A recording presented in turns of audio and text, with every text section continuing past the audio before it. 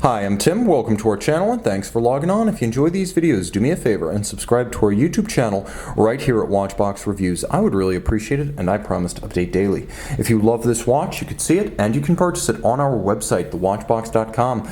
And today we're discussing one of my favorite Omega timepieces. This is the 38.5mm stainless steel Omega Seamaster Aqua Terra annual calendar, a sophisticated calendar watch in a water-resistant case with a coaxial chronometer movement. This timepiece has it all going on. On my 16cm circumference wrist, it's also a wonderful and versatile size, 38.5mm in diameter. The timepiece is a fairly reasonable thickness of 14.5mm and a very reasonable and accommodating 45.5mm from lug to lug, 19mm the spacing between the lugs.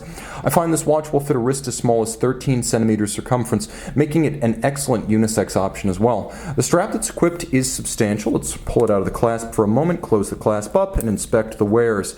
The strap is very thickly bolstered where it immediately abuts the case, and you can see it nicely matches the swell of the lugs, but then it thins out considerably to be more flexible under the wrist. It is a dark brown, large rectangular scale alligator leather in a matte finish with a folded edge and a monotone stitch. You can see it is a new Omega factory strap with a more conventional leather tone on the underside. It is a polished twin trigger deployant clasp, so you must press both triggers to open it up, and then internally there is a minder system, so you don't have minder loops to take up excess slack. You actually buckle the strap. Everything sits underneath the clasp, so there are no minder loops externally, nor is there any excess length visible externally. It's a very clean system and a very agreeable one. There's a reason that this clasp design is considered one of the best in the industry. The case design is simple and familiar. Lyre style lugs, they turn inward on their inward faces and outward on their outward faces. The bevel runs the full case length, but it swells in its polished glory at the edge of the lugs.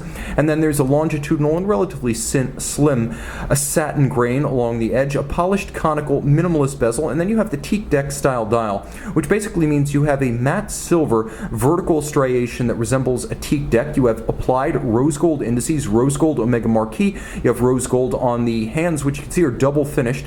There is both satin and polish for better contrast, and you have a vintage evocative broad arrow style minute hand with a downwardly stepped seconds and minutes track outboard with Arabic numerals every 5 minutes. Now the watch is an annual calendar, which means it can make the jump from each month, irregular length month, to its successor, with the exception of February to March, which means unlike a regular calendar, which needs to be corrected 5 times a year, this one only needs to be corrected once, annually, which means on June 30th, the watch can do this, correctly jumping to the next month instead of incorrectly displaying June 31st as a simple calendar would. Now I should also mention the watch features a number of subsidiary setting modes, including hacking seconds, so you can set it precisely to the second, and there's also a quick set system, a by quick set system, so you have 2 quick sets, one for the month and one for the date. The by quick set system making it a breeze to blaze through the month and the date. A screw down crown, a 150-meter water resistant case,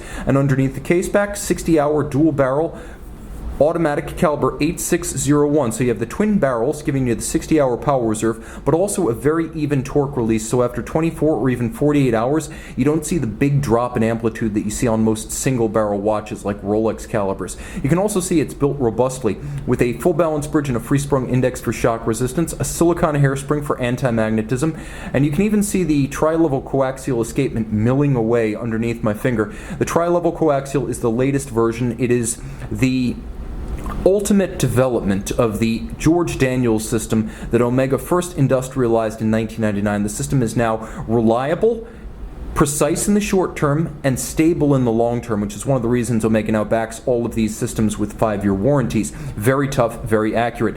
It is a COSC certified Swiss chronometer, which means it's been adjusted in 5 positions and is performed at or better than the standard of -4 + 6 seconds per 24-hour period. You have the stop seconds, the double quick set, you have the quirky 25,200 vibration per hour beat rate, and then handsome execution in a sort of spiral arabesque Côte de Genève with both black polished and black oxidized screws. The black polished screws look mirrored, the black oxidized screws, well, they speak for themselves, easy to see. This is a timepiece that is extraordinary in its practicality and its versatility. See and own this 38.5mm stainless steel 150-meter water resistant Omega Seamaster Aqua Terra annual calendar on the Watchbox.